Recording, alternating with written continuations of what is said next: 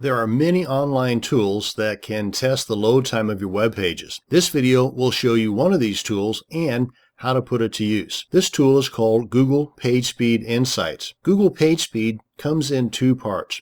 One part, the one this video will cover, is to analyze your web page speed and report to you the results along with suggestions on how to optimize those results. The other part, the PageSpeed service, is a service that will actually automate the optimization process of your web pages to meet the Google's web performance best practices. Google PageSpeed Analysis is a free tool that you can use either online or add it as a plugin or add-on to your Firefox or Chrome browsers, and I'll demonstrate that for you here in just a second. The online tool is actually the best because any updates that Google does to PageSpeed is first done to the online tool, and then later the browser plugins are updated. So for the latest and greatest, you might consider just sticking to the online tool. Now, the overall goal of optimizing your web pages, no matter what tools you're going to use, is to minimize the file size and to minimize the number of times that it takes your site to make a request to your site server, or GET as it's also called. What I mean by that is every URL on your site will require a request to your server for the contents of that URL to display. Let me show you what I'm talking about. Let's head on over to one of my demonstration sites here and check out the page source or the code that makes up this site. I'm going to right click, then left click on View Page Source. This gives us all the guts of the page there. And you see each one of these URLs here. In order to make that page load, to make it look the way that it does, every time that somebody opens up that URL, each one of these guys are sent off to the server where they're hosted at and are requesting, hey, bring this information back here to this guy's browser so we can make this web page work properly. So ideally, you would have, and it's impossible, but you would have one URL on the page source and all this other stuff would be in one line. That being a very small file and one GET or one request. Now that's never going to happen because that would just be a dorky looking web page. But that's what you're shooting for, to have the minimum number of requests and the smallest file size you can get overall. That includes images, videos, text, and everything. Let's go ahead and close this out here. Now, every time that your site makes a request to your server, it's also using bandwidth, which in some hosting packages, you are given a certain amount per month before additional charges begin. Even the unlimited bandwidth hosts have what's called fair use policies, which are usually not part of the advertising, by the way.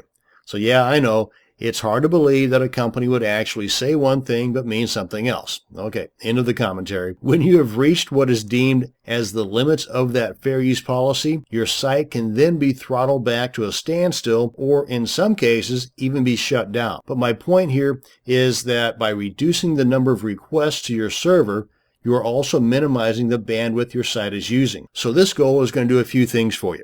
Number one, it's going to speed up your web pages in your visitor's browser, and that's going to make them happy and much more closer to being a lead or a customer of yours. Number two, since Google uses the speed that your web pages load as part of their ranking process of its search results, you stand a far better chance of landing on page one of those search results, which will in turn bring you more free traffic and more of those potentially paying customers. And number three, reduce your overall bandwidth usage, which can save you money.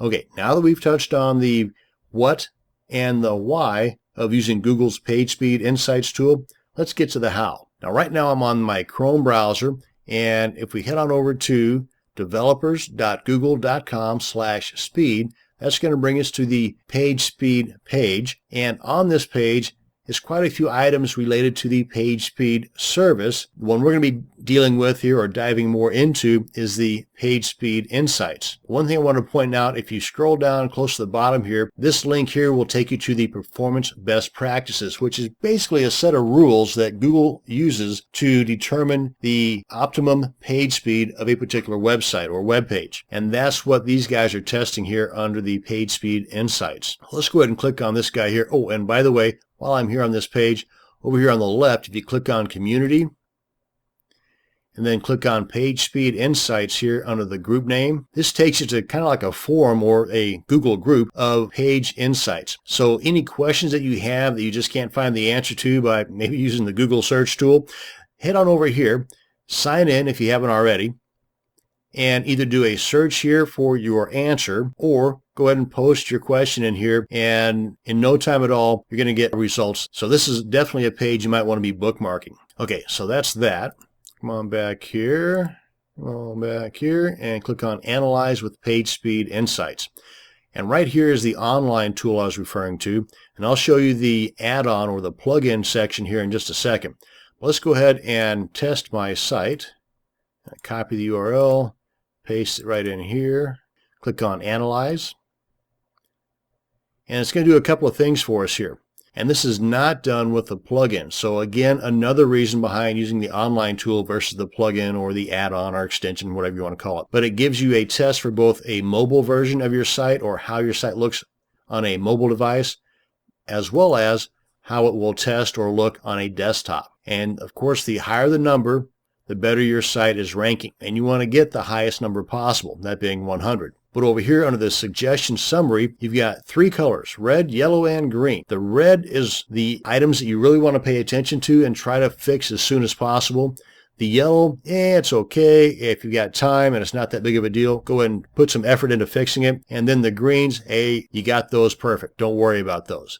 And if you scroll down to the bottom here, you got the little color code that explains pretty much what I just told you. But under each one of these items is a link to learn more about that particular item. Gives you a little description here. Your page has 2 blocking script resources and 3 blocking CSS resources. What the heck does that mean? Click on Learn More. And each one of these links here will take you to a page that will explain more in detail about that particular element and how you can better optimize that element, which overall will better optimize your entire page. And you can see they're going to be a little bit different for the mobile versus the desktop. So that's the online tool. Let's go ahead and head over to my Firefox browser and check out the plugin version of this. And on the same page, that's the developers.google.com/speed. The link over here called Analyze with Chrome and Firefox, just click on that link. And you've got the 2 options here, and as it says right here, the online version is pretty much a better bet. But if you want, you can install the Firefox extension, or if you're on the Chrome browser, you can do that as well here. Let's go ahead and install the Firefox extension.